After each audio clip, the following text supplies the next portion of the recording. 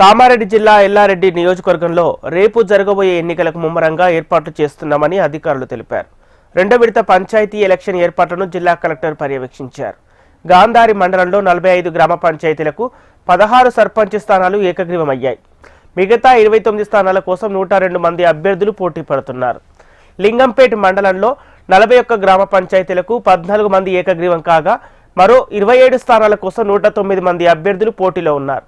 నాగిరెడ్డిపేట మండలంలో 27 గ్రామ పంచాయతీలకు గాను 6 ఏకగ్రీవం కాగా మిగతా 21 స్థానాల కోసం 70 మంది అభ్యర్థులు పోటీలో ఉన్నారు.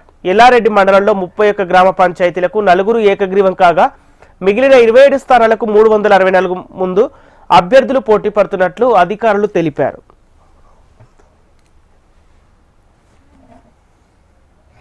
పోలింగ్ స్టేషన్స్ డిస్పాచ్ చేయడం జరుగుతుంది.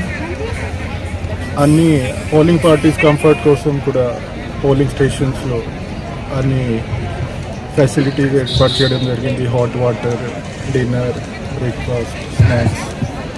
రేపు ఫేజ్ 2 పోలింగ్ ఉంది.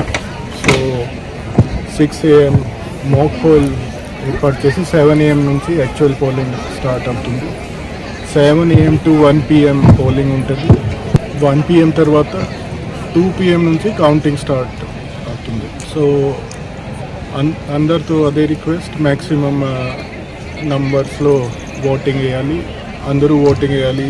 Senior citizens, persons with disabilities కోసం అన్ని అరేంజ్మెంట్స్ ఉన్నాయి, వీల్ చైర్స్ ఉన్నాయి.